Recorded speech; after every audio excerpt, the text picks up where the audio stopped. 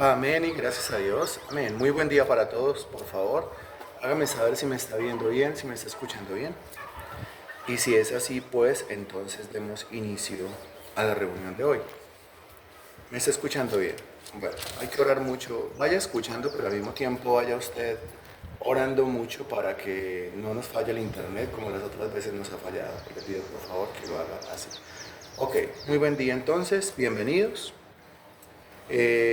Las razones del por qué estamos hoy haciéndolo de esta manera creo que ya están bien claritas y especificadas en la publicación que yo puse en nuestros grupos de WhatsApp, de modo que no me voy a detener ahí, sino que entremos en materia de una vez.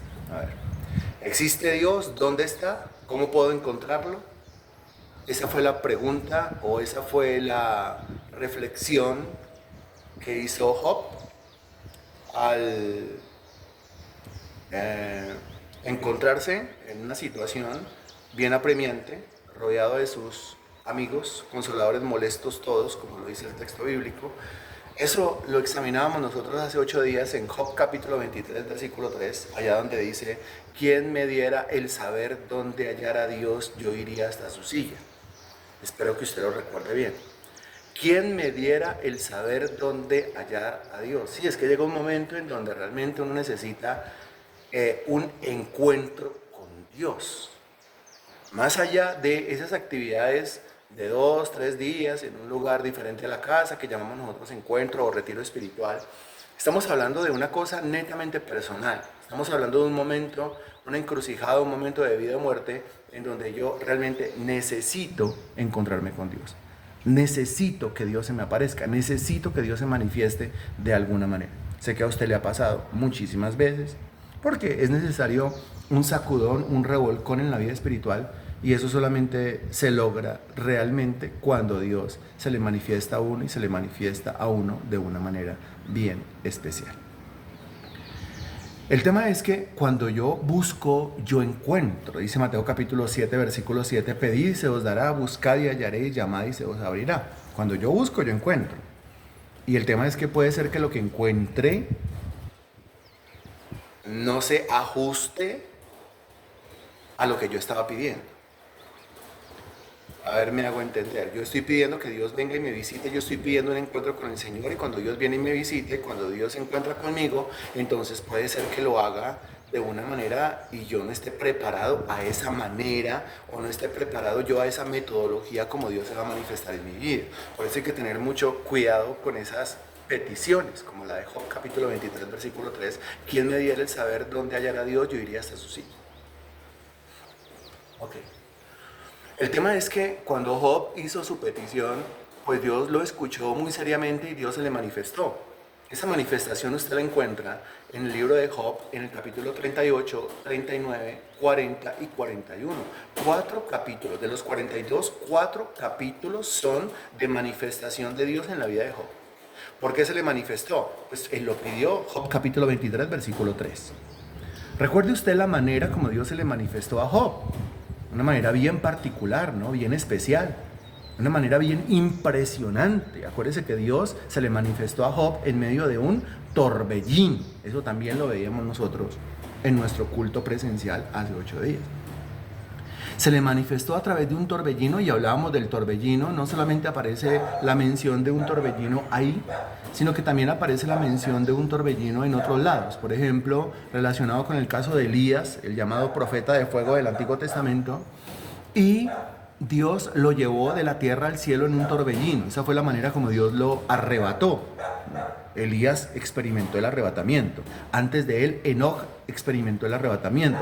No sé por qué algunos censuran, critican y niegan el arrebatamiento y dicen que eso nunca ha pasado y que no va a pasar y que lo que estamos esperando nosotros puede ser una falsedad. No, pues no es cierto, porque es que Enoc experimentó el arrebatamiento, Elías experimentó el arrebatamiento, y el mismo Señor Jesucristo, Hechos de los Apóstoles capítulo 1, dice que fue alzado y lo recibió una nube, la cual lo ocultó de sus ojos.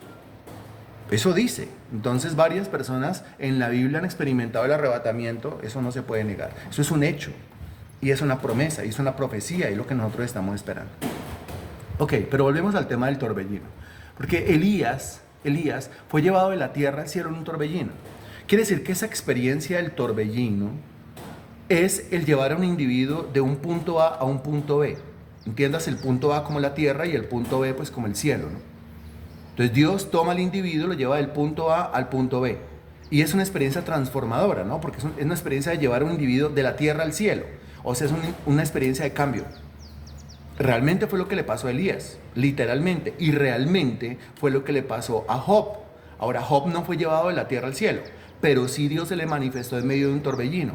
Es decir, pasó por esa experiencia transformadora. Él venía en una tribulación terrible. Una enfermedad se lo estaba comiendo. La ruina, la miseria, la pobreza, los consoladores molestos, sin hijos. Su esposa lo había abandonado. Mejor dicho, estaba mal por dentro y estaba mal por fuera. Cuando Dios se le aparece en un torbellino, la experiencia fue tan transformadora que él dice en el capítulo 42, versículo 2, búsquelo por favor, no sé cómo hay gente todavía ingresando, si dijimos que era a las 10 de la mañana. Ok.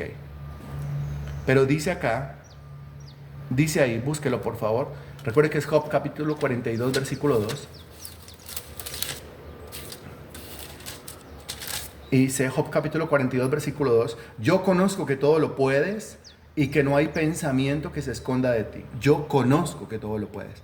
Qué impresionante, porque en Job 23, 3, ¿quién me diera el saber? Ahora en Job 42, 2, yo conozco. En Job 23, 3 no sabía, no conocía. En Job 42, 2 ya sabe, ya conoce. Realmente es una experiencia transformadora. Y lo que le transforma a uno, como si usted se puede dar cuenta, es el entendimiento. Ahora, eso quiere decir, Freddy, que yo tengo que buscar una experiencia literalmente física de torbellino. Y entonces yo le digo lo siguiente, mire, Dios es Dios. Y usted no puede limitar a Dios. O sea, usted lo limita en su cabeza y usted lo limita en su fe. Por eso dice el Evangelio según San Marcos que no pudo hacer allí el Señor muchos milagros a causa de la incredulidad de ellos. O sea que realmente su cabeza y la fe, la incredulidad, el escepticismo, las dudas, hacen que el poder de Dios quede limitado. Pero viéndolo desde otro punto de vista, pues Dios es ilimitado, Dios es infinito, Dios puede hacer lo que Él quiera. Dios se manifestó en forma de torbellino en diferentes textos, en el de Job, en Segunda de Reyes, en el Salmo 77, en el Salmo 83, en Isaías 29, en Isaías capítulo 30, en Nahum capítulo 1, en Zacarías capítulo 9, y esto no es una lista exhaustiva, estos son apenas unos textos que lo demuestran. Pero, más allá de la experiencia literal, de que usted vio, de que usted tuvo una visión, de que usted experimentó, de que usted sintió, estamos hablando es del objetivo de la manifestación. Quiero dejarlo claro, es el objetivo de la manifestación lo que nos interesa realmente. No tanto la manifestación, aunque la manifestación es exuberante y es una maravilla, pero lo que perseguimos nosotros es el objetivo de la manifestación. Hay un torbellino que se aparece y siempre que Dios se manifiesta en forma de torbellino o en medio de un torbellino habla, el individuo pasa de un punto A a un punto B. ¿Me entiende usted cuál es el punto A y cuál es el punto B? En el caso de Job, punto A, la ruina, la miseria, la pobreza, la escasez. Punto B, le aumentó el Señor al doble lo que había sido de Job. ¿Me estoy haciendo entender? Punto A, estaba completamente enfermo. Punto B, está completamente sano. ¿Me estoy haciendo entender? Punto A, está sin esposa y sin hijos. Punto B, tuvo el doble de hijos. Punto A, era el más grande de los orientales. Punto B, pues fue más grande que el más grande de todos los orientales. En el capítulo 1 es el más grande de los orientales, después viene la ruina, pero en el capítulo 42 se convierte en un hombre doblemente poderoso. A eso me refiero yo. Punto A, lo que le pasó, la tribulación. Punto B, ser librado de la tribulación. Dígame usted si estoy siendo lo suficientemente claro en lo que estoy diciendo.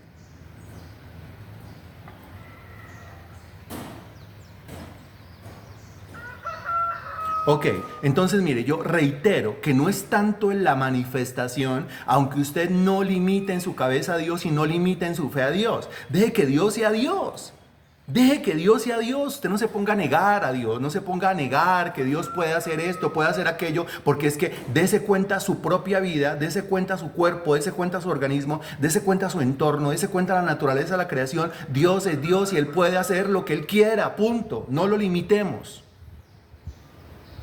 Pero el asunto no es tanto la manifestación. O sea, yo no estoy dando esta serie de sermones con el fin de que usted se convierta en un fanático buscando manifestaciones, sino que estamos revisando la manifestación de Dios y estamos revisando el objetivo, o sea, el resultado de esa manifestación, que es lo que a nosotros nos interesa.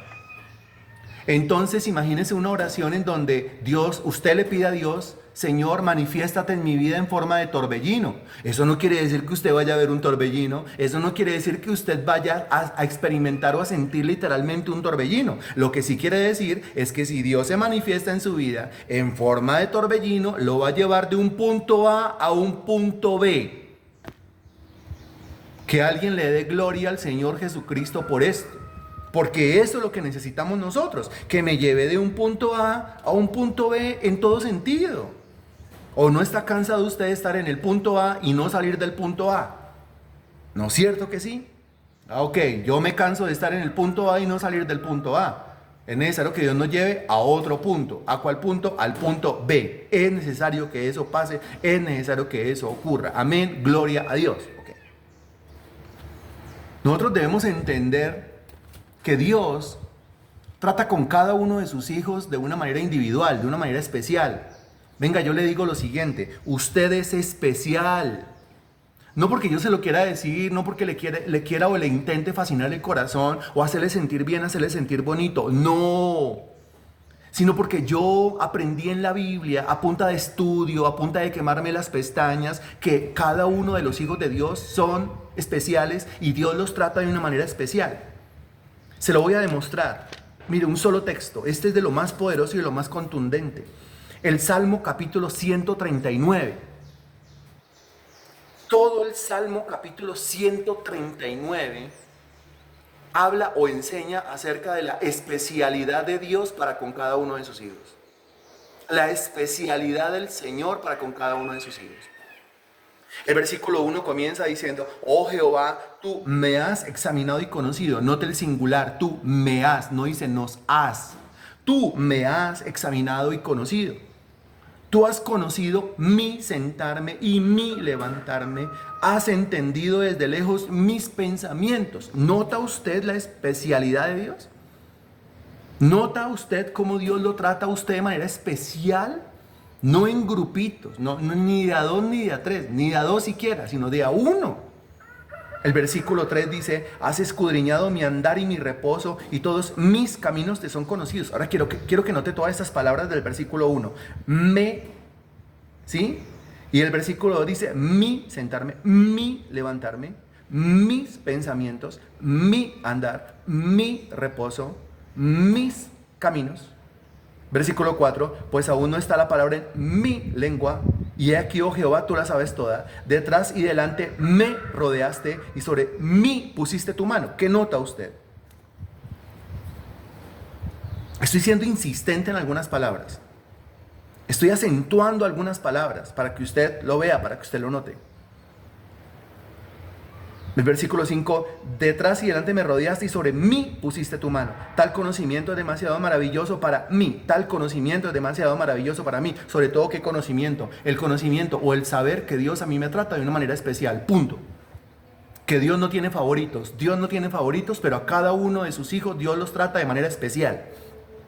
Y a cada uno de sus hijos los quiere bendecir de una manera especial, única, individual. Y a cada uno de sus hijos se quiere manifestar en sus vidas de una manera única, especial, exclusiva.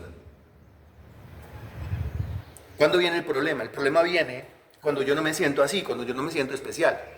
El problema viene cuando yo no entiendo que los tratos de Dios son individuales. Individuales. Dios tiene millones de hijos. Pero a cada uno de los millones de hijos Dios los trata, los ha tratado, los trata y los seguirá tratando de una manera individual. Habló Jehová a Moisés, dice la Biblia, individual. Habló Jehová a Elías, dice la Biblia, individual. Habló Jehová a Isaías, a Jeremías, a Ezequiel, a Daniel, individual. Habló Jehová a Oseas, Joel, Amós, Abdías, Jonás, Miqueas, Nahum, Habacuc, Sofonías, Ageo, Zacarías y Malaquías, individual. Los tratos de Dios son individuales. Cuando Dios llama a un individuo, lo llama de manera individual. Dice que llamó a Mateo, dice que llamó a Leví, dice que llamó a Pedro. Camino a Damasco llamó a Saulo, le habla de manera individual. Y Saulo ese día estaba acompañado, pero no se refiere al grupo, se refiere a cada uno de manera individual.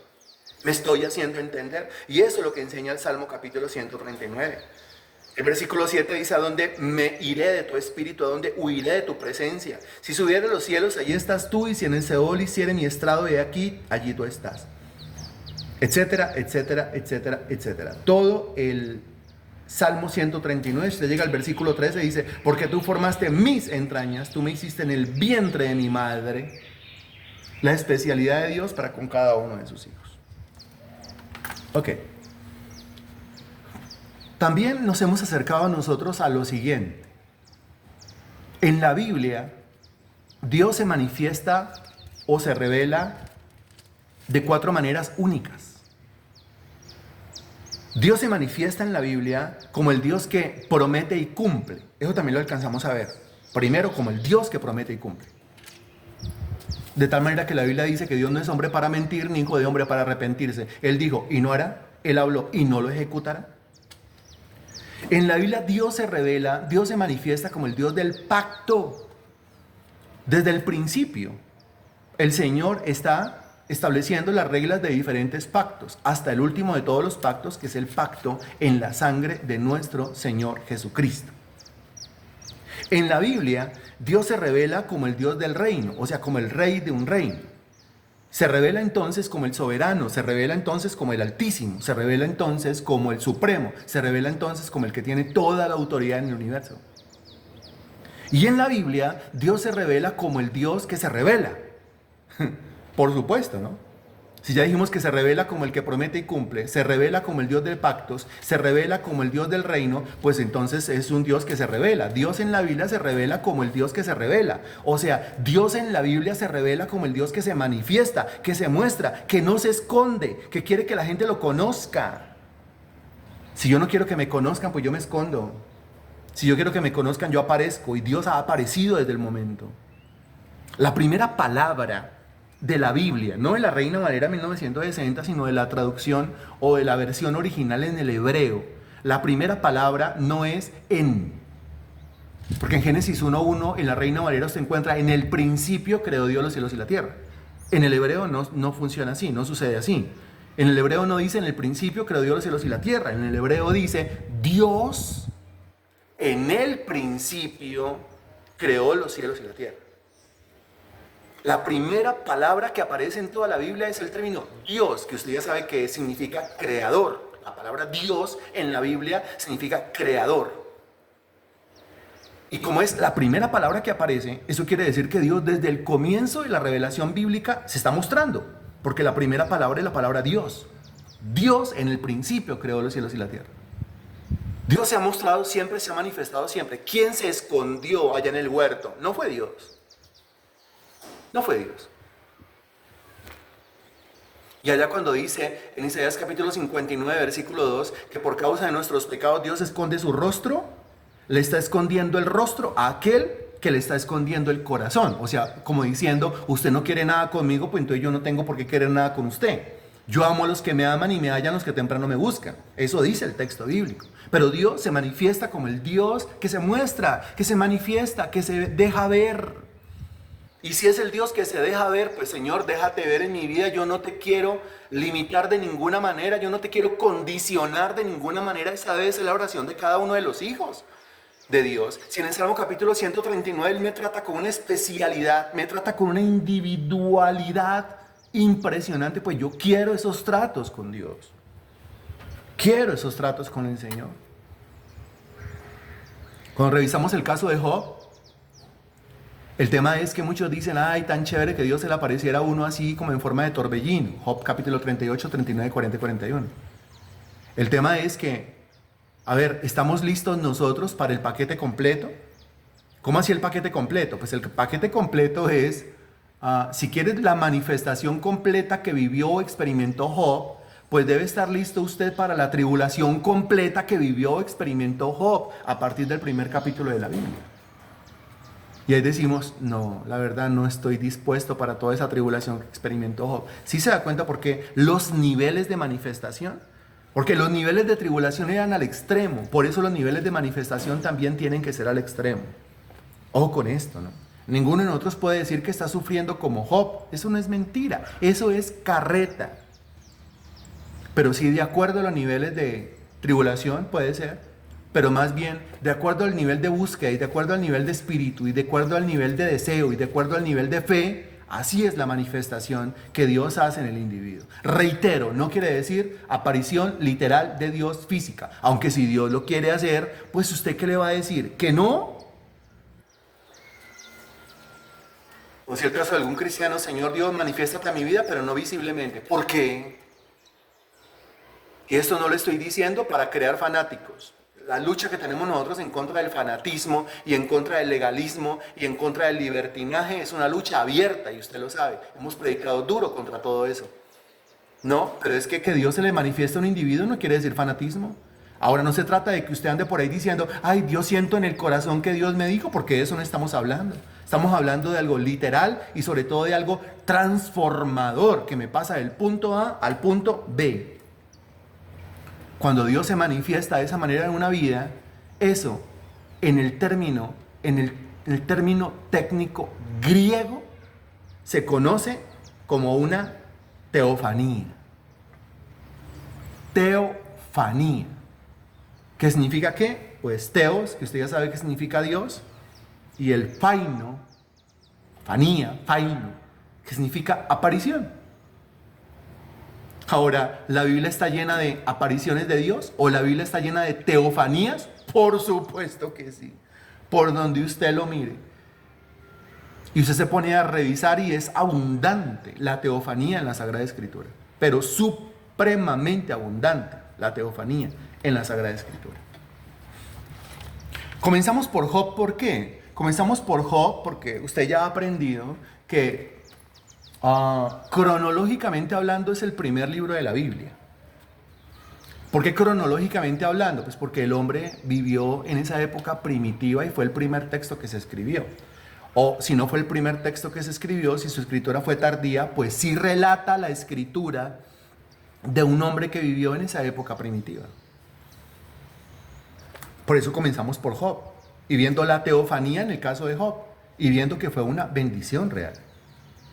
Lo que hizo el diablo con Job, todo eso fue algo maldito, una maldición. Lo arruinó, lo atribuló, lo volvió nada, lo volvió pedazos. El ladrón no viene sino para hurtar, matar y destruir, recuerde. Pero lo que hace Dios al aparecerse, sí, miedoso, usted dirá, uy, muy miedoso. Pero, a ver, yo le pregunto a usted, ¿qué le parece más miedoso? ¿Que Dios se le aparezca a Job en un torbellino en los capítulos 38, 39, 40, 41? ¿O le parece más miedoso toda esa tribulación de ruina, miseria, pobreza, un cáncer que se lo está consumiendo por dentro y por fuera, perder a sus seres queridos, perder a todos sus hijos en un solo momento, tener esos consoladores molestos, perder el respeto, convertirse en un refrán, un proverbio de la sociedad? ¿Cuál de las dos prefiere usted? Yo prefiero que Dios se me aparezca. Porque si Dios se me va a aparecer a mí, como dijo claramente el papá de Sansón, si Dios se me va a aparecer a mí, el Cana, si Dios se me va a aparecer a mí, no será para matarme. Si Dios me quisiera matar, pues se me está apareciendo. Si Dios me quisiera matar, pues ya me habría matado. Hermano, no necesita aparecerse para matarme. No, si Dios se me aparece, será para bendecirme. Y realmente se le apareció a Job, fue para bendecirlo, como usted se puede dar cuenta. Ahora, si nosotros avanzamos un poquito más en todo este tema, toda esta revelación, me parece una revelación espectacular. Sinceramente, de las cosas que más han cautivado mi mente desde el primer momento que yo leí la Biblia, es ese tema de que Dios se le manifiesta a las personas de una manera individual. Es decir, se le manifestó a Job como no se le manifestó a otros. Aunque esa manifestación es similar a la de otros, sin embargo es diferente a la de otros, porque los tratos de Dios son especiales. Eso quiere decir que la aparición de Dios en una teofanía, pues toma una variedad de formas. ¿Y quién es el que define la forma? ¿Quién decide la forma? Pues no seré yo, no es el hombre. El que decide la forma de la teofanía o de la manifestación de Dios es Dios mismo. Dios mismo, Él tiene la libertad y el derecho de decidir de qué manera se manifiesta en la vida de su hijo o de su hija. Punto. Y yo no lo puedo limitar, no le puedo decir de esta manera no. ¿Cómo así de esta manera no? Pero es que ¿quién soy yo para decirle a Él que de esta manera no? Yo lo que le tengo que decir al Señor es: Señor, haz lo que quieras en mi vida y con mi vida. ¿Es así o no es así? Haz lo que quieras en mi vida y con mi vida, Señor. Porque todos tus tratos son para bendecirme. Todos tus tratos son de bendición para mi vida, Señor. Haz tú lo que quieras con mi vida, porque yo sé los planes que tú tienes para mí. ¿Se acuerda el versículo de Jeremías? Yo sé los planes que el Señor tiene para mí. Yo sé que la voluntad de Dios es buena, es agradable y perfecta. Entonces, claro, por supuesto, haz conmigo lo que tú quieras, Señor. Eso sí, no permitas que el diablo haga conmigo lo que él quiera. Pero tú, Señor Dios Todopoderoso, omnipotente, sabio, haz conmigo lo que tú estimes conveniente. Así es que es y así es como funciona. La aparición de Dios en una teofanía toma variedad de formas. Y algo impresionante con respecto a las teofanías, si no quiere que utilice el término técnico, pues entonces a las apariciones o manifestaciones de Dios, que es lo mismo, es el hecho de que Dios se manifiesta en la creación, pero también Dios se manifiesta haciendo uso de la creación. Espero me esté entendiendo. Dios se manifiesta en la creación, ¿por qué? Porque dice Romanos 1:20 que las cosas invisibles de Él, su eterno poder y deidad, se hacen claramente visibles desde la creación del mundo, siendo entendidas por medio de las cosas hechas, de modo que no tienen excusa. ¿Eso qué quiere decir? Pues que si usted analiza la creación, si usted analiza una mariposa, si usted analiza un gusanito, si usted analiza una planta, si usted analiza un cactus, un helecho, si usted analiza un zancudo, si usted analiza un ave, si usted analiza el microcosmos o analiza el macrocosmos, usted va a llegar a la conclusión de que Dios está, de que Dios existe, de que es un ser supremo, inteligente, sabio y poderoso. Eso con el análisis que le podemos hacer nosotros a un zancudo. Para eso Dios le dio a uno la razón, el razonamiento, el intelecto. Algunos profiriendo ser sabios, queriendo ser sabios, se hicieron necios. ¿Por qué? Porque un zancudo me está hablando a mí de la existencia de Dios. Una babosa me está hablando a mí de la existencia de Dios. Un caracol me está hablando a mí. Una cucaracha me está hablando a mí de la existencia de Dios. Un ratón me está hablando a mí de la existencia de Dios. Y algunos profesando ser sabios, se hicieron necios, que sabiendo que Dios existe, lo niegan. Por eso el Salmo capítulo 14, versículo 1, no llama al que no cree en Dios ateo, lo llama necio. ¿Por qué necio? Porque sabe que Dios existe, porque la creación está gritando que Dios existe y él lo niega. Eso es una cosa, que Dios se revela a través de la creación. Pero otra cosa es que Dios utiliza, ojo, Dios utiliza. Esto es segundo. Primero, Dios me habla a través de la creación. Segundo, Dios utiliza elementos o fenómenos de la misma creación para manifestarse a mi vida. Eso escríbalo ahí. Entonces, primero, Dios me habla a través de la creación. Romanos capítulo 1, versículo 20. Segundo, Dios utiliza elementos de la misma creación para causar una teofanía en mi vida. Como en el caso de Job. Un torbellino, que es un fenómeno que pertenece a la misma creación, ¿no? Hace parte de la misma creación, pero Dios tomó ese fenómeno para aplicarlo en la manifestación a Job. Y recuerde, que significa trasladarlo o llevarlo de un punto A a un punto B. Nunca se le olvide eso con respecto al torbellino. Una oración: Señor, manifiéstate en mi vida en forma de torbellino. Que de pronto quizás no quiere decir que yo lo vea o que yo lo sienta, o de pronto sí o de pronto no, pero el meollo del asunto es que si yo le pido a Dios eso, Dios me va a sacar del punto, del estado en el cual yo me encuentro, y me va a llevar a un estado mayor de crecimiento, necesario para todos.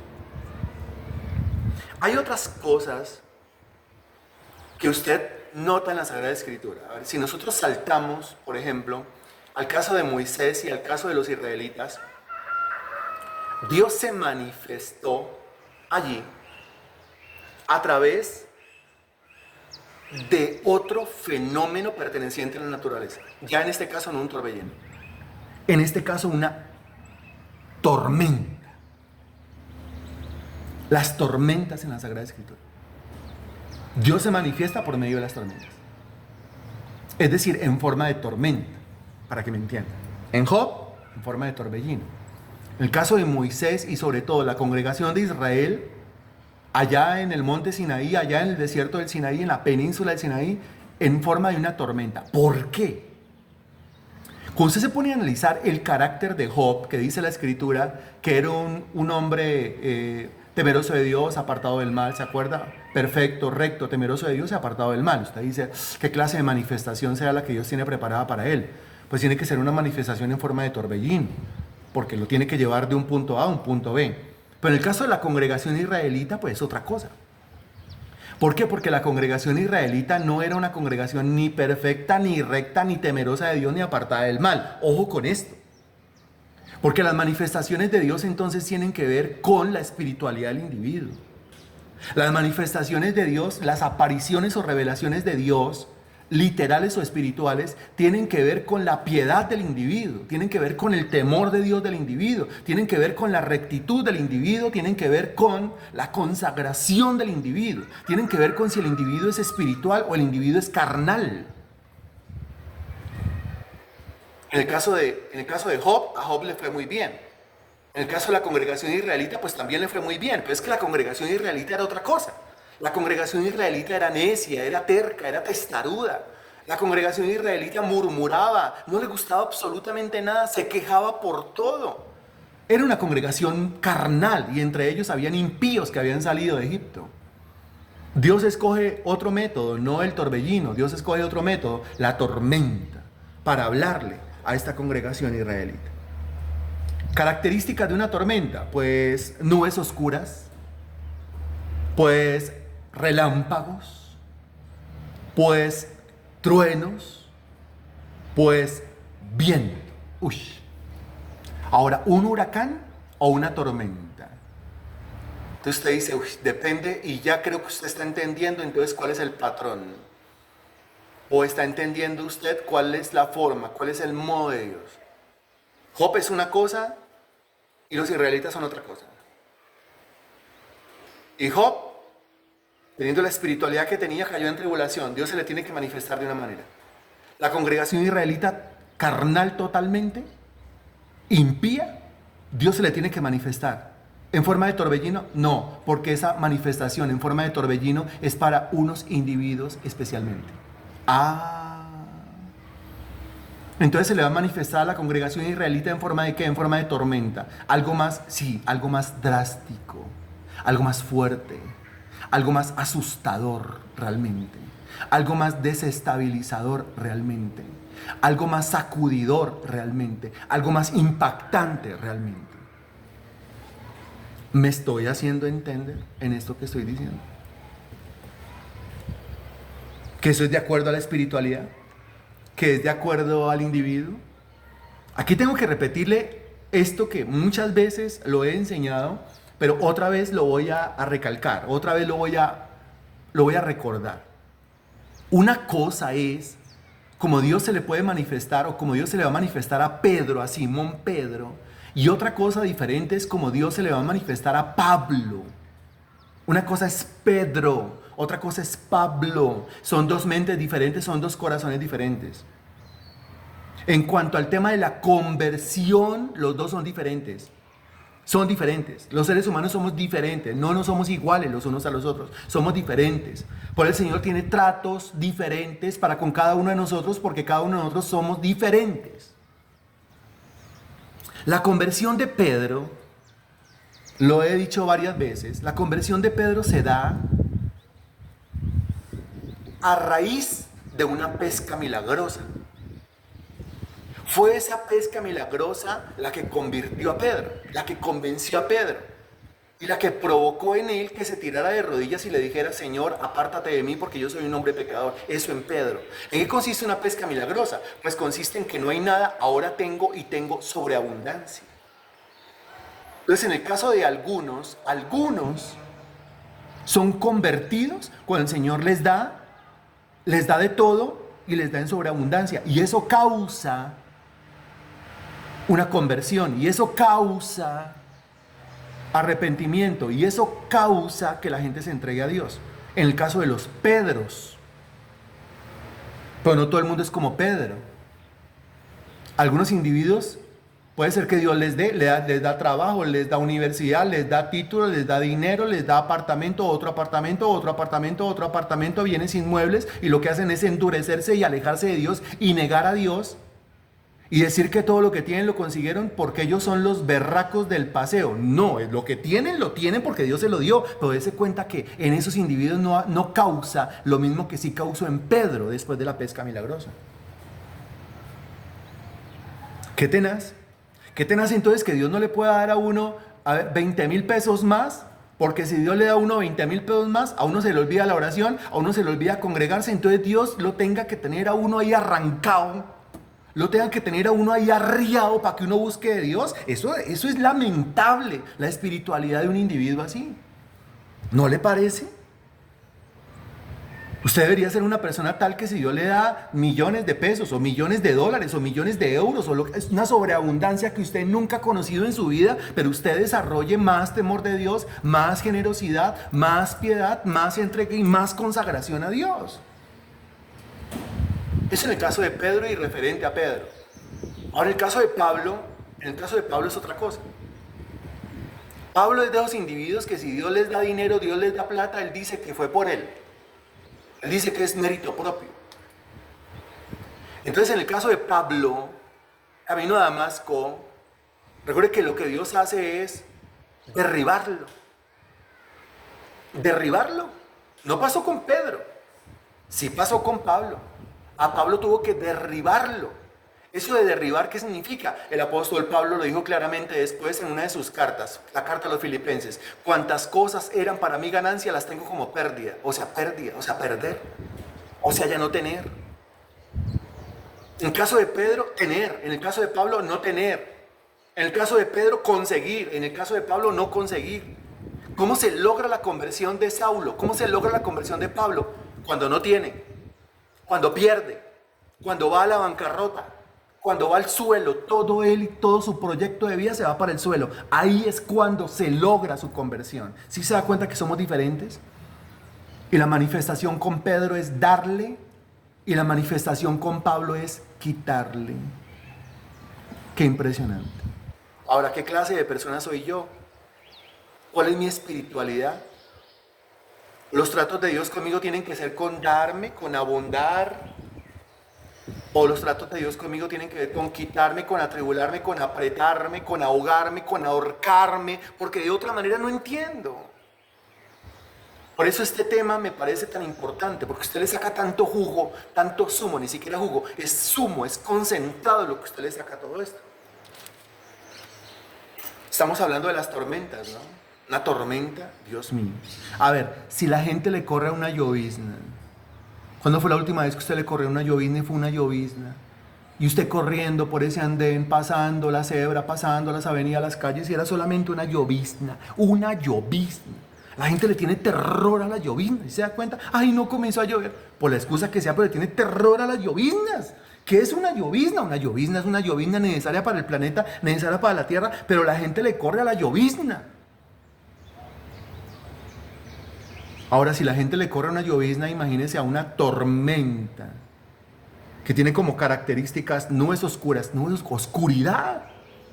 Ahora relámpagos, ahora truenos y ahora viento. Mucho más terrible que un torbellino. Eso Dios lo hizo en Éxodo capítulo 19. Búsquelo conmigo, por favor. Éxodo capítulo 19.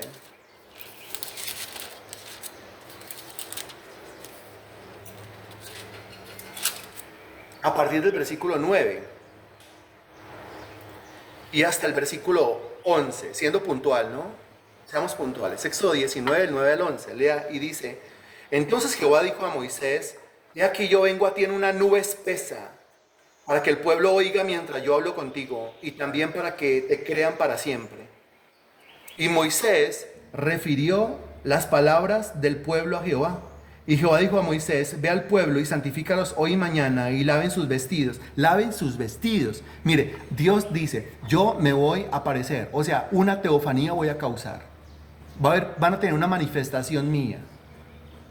Pero dígale al pueblo primero que lave sus vestidos. O sea que esa manifestación tiene que ver con ¿qué? Esa manifestación de la tormenta tiene que ver con una vida chueca, torcida, una vida contaminada, una vida sucia delante de Dios. No es el caso de Job, pero sí es el caso de los israelitas. Por eso dice que laven sus vestidos. Eso en el versículo 10. Santifícalos. Vea, versículo 10. Jehová dijo a Moisés, ve al pueblo y santifícalos hoy y mañana y laven sus vestidos. Santificar.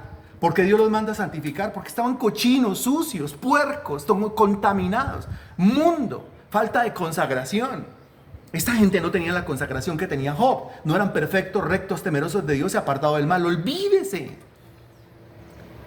La Biblia dice que todas las mañanas Job sacrificaba holocaustos a Dios.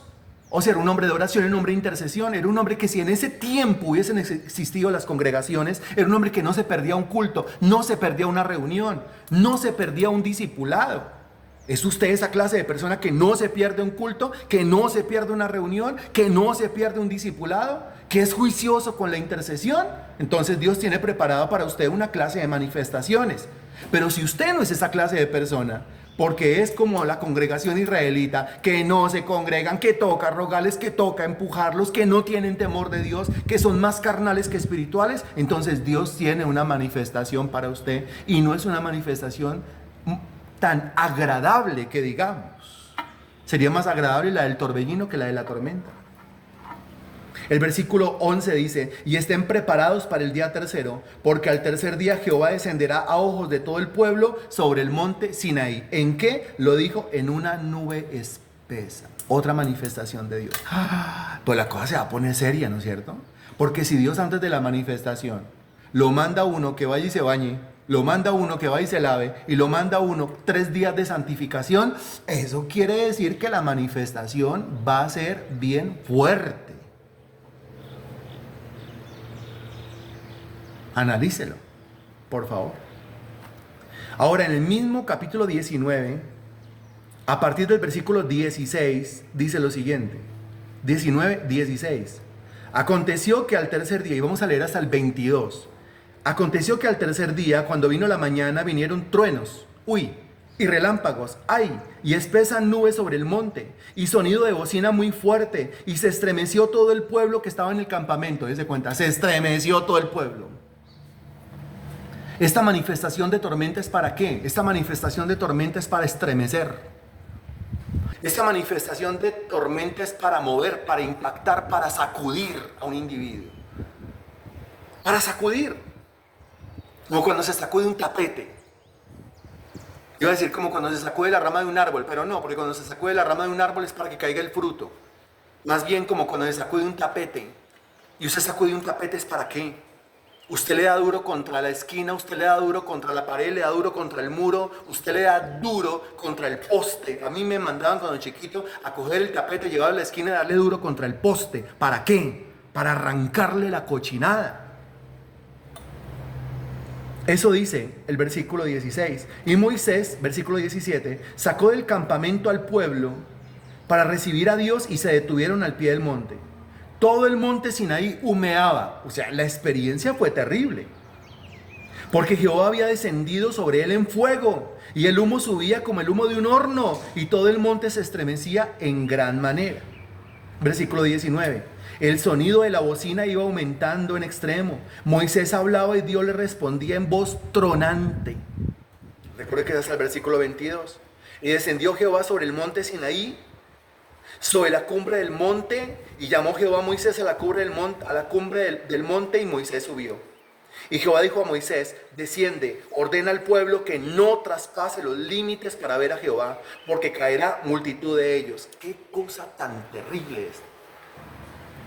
El pueblo estaba estremecido, y Dios llama a Moisés al monte y le dice, dígale al pueblo que ni se le ocurra pisar el monte, que ni se le ocurra subir, porque si suben, caen. ¿Cómo así que si suben, caen? Pues que si suben, son destruidos. Eso es lo que está diciendo ahí. Que si suben, se mueren. Se mueren ¿por qué? Por falta de santidad, por falta de santificación, por falta de espiritualidad. No os engañéis, Dios no puede ser burlado. Todo lo que el hombre sembrará también segará. Horrenda cosa es caer en manos del Dios vivo. Nuestro Dios es fuego consumidor. Varón de guerra es Jehová. Versículo 22. Y también que se santifiquen otra vez que se santifiquen, sí que se santifiquen. ¿Por qué? Parranda de cochinos, inmundos, sucios. Comportamiento, nada. Testimonio, nada. Espiritualidad, nada. Piedad, nada. Solo excusas, solo disculpas para no hacer las cosas. Eso es lo que tiene este pueblo. Solo excusas, solo disculpas para no hacer las cosas. Por favor, encárguese de su cámara. Cuando su cámara se activa, usted se convierte en un distractor del sermón, de la clase. Verifique, por favor, que su cámara esté inactiva. Por favor, inactívela. Gracias. Todos, háganlo. No se convierta en distractor. Gracias. Muy amable.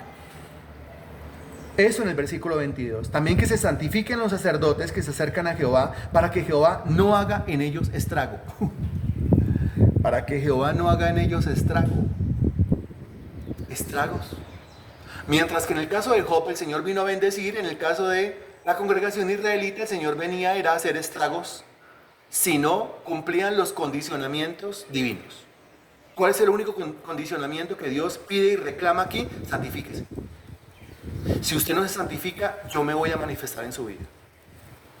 Ojo esto, si usted no se santifica, yo me voy a manifestar en su vida. Si usted no abandona lo carnal y se torna espiritual, yo me voy a manifestar en su vida. Y usted se va a estremecer. Y puede ser que estragos haga en su vida. Y puede ser que la sacudida, puede ser que el zarandeo le duela muchísimo. Puede ser que sea como en un camino a Damasco, en donde usted quede en el suelo. Esto es una advertencia para aquel que no se santifica, es una advertencia para aquel que no tiene testimonio, es una advertencia para aquel que es espiritualmente flojo, solo lleno de excusas, solo lleno de peros, solo lleno de autojustificaciones para no hacer las cosas de Dios. ¿Me estoy haciendo entender?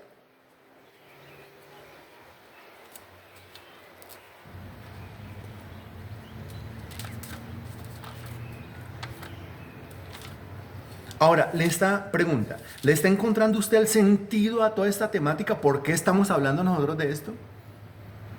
No solamente para hablar de lo estupenda de la manifestación divina, sino encontrar el asunto, o sea, el objetivo, el porqué de cada manifestación. El porqué de Dios se mostró así a determinada persona o a determinado grupo de personas. En el Salmo 18, búsquelo por favor. Salmo 18, a partir del versículo 7. Le espero.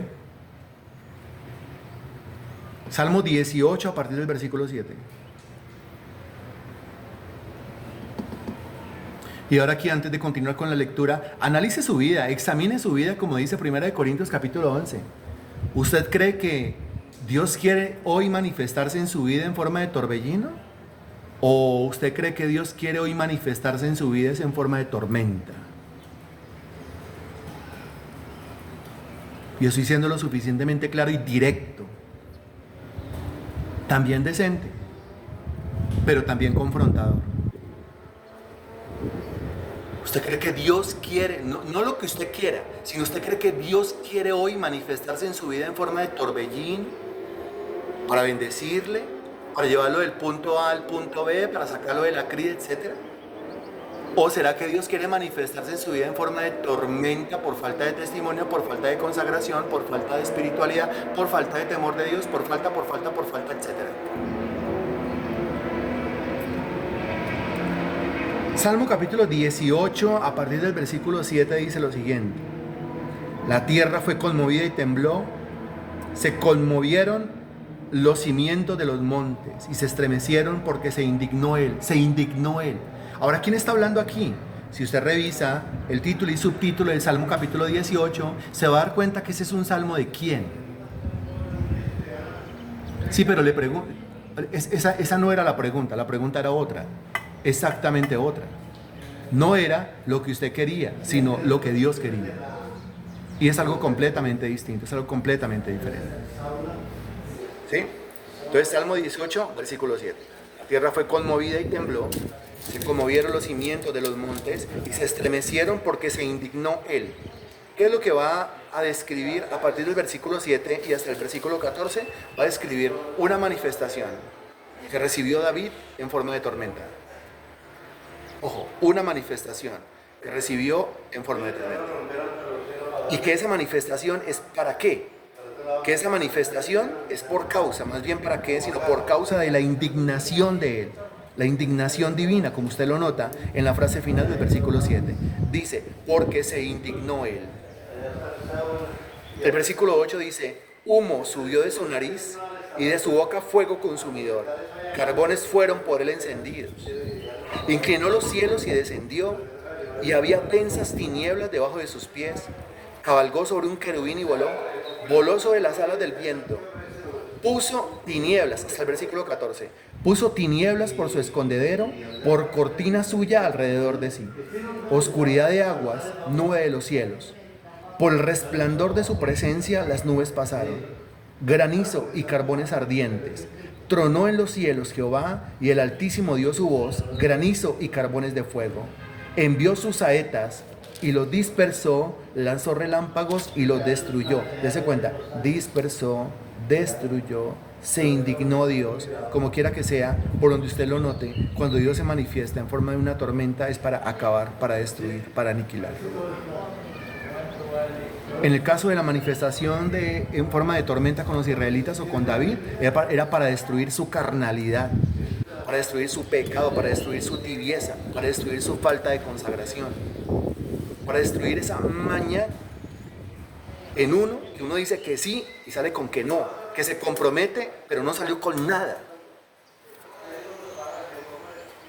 para aniquilar su estado carnal, para humillar, para acabar con su orgullo y con su altivez. Y se cuenta que David está diciendo ahí que él tuvo una manifestación de esa clase. O sea, no solamente los israelitas, David también. David, ¿en qué momento de la vida de David? Buena pregunta, ¿cierto? El Salmo capítulo 29, versículo 3. 29. Versículo 3 dice, voz de Jehová sobre las aguas, truena el Dios de gloria, Jehová sobre las muchas aguas. Voz de Jehová con potencia, voz de Jehová con gloria, voz de Jehová que quebranta los cedros, quebrantó Jehová los cedros del Líbano, lo hizo saltar como becerros, al Líbano y al Sirión como hijos de búfalos. Impresionante esto. Creo que es el Salmo capítulo 29, ¿no? Y entonces aquí dice que el Señor, voz de Jehová sobre las aguas, truena el Dios de gloria, Jehová sobre las muchas aguas. ¿De qué está hablando? De una tormenta. También el Salmo de David, el 29. Y está diciendo, el Señor quebrantó, note, quebrantó los cedros del Líbano. El cedro es un árbol sumamente alto, sumamente robusto, sumamente fuerte. Dice que David vio cómo Dios, haciendo uso de una tormenta, quebrantaba los cedros. Ahora, ese cedro puede ser perfectamente un simbolismo del orgullo, de la altivez, de la necedad, de la terquedad, del no reconocer, del no asumir, del creer que yo soy el que tengo la razón. Y yo, cual cedro tengo que ser abatido, cual cedro tengo que ser quebrantado, y Dios me quebranta a través de una experiencia de tormenta. No es difícil entender esto. Muchas veces nosotros utilizamos la terminología, porque nosotros decimos, bueno, las tormentas de la vida. Sí, las tormentas de la vida. ¿Cuándo fue su última tormenta? ¿Y cuántas cosas Dios quebrantó en usted? ¿Cuántos cedros del Líbano se cayeron al piso el día que Dios permitió en su vida una tormenta? Eso es una manifestación de Dios. Y usted dirá, pues yo no vi los truenos, no escuché los truenos, no vi los relámpagos, no vi las nubes, no vi la oscuridad, no vi el agua, pero la sentí. Pasó por mi vida una completa tormenta. Y si hay cosas que siguen erguidas, que siguen levantadas en contra de la voluntad de Dios, Dios va a tener que quebrantar, Dios va a tener que traer otra vez la misma manifestación, porque son lecciones que yo no he aprendido realmente en mi vida. A los discípulos les pasó literalmente. El Señor iba en la barca, ellos experimentan una tormenta. Otro día, otra tormenta y el Señor va caminando sobre las aguas. Al Señor le encanta manifestarse en forma de tormenta o haciendo uso de una tormenta. Dios habla a través de las tormentas de la vida, como Dios habla a través de los torbellinos de la vida. ¿Me estoy haciendo entender?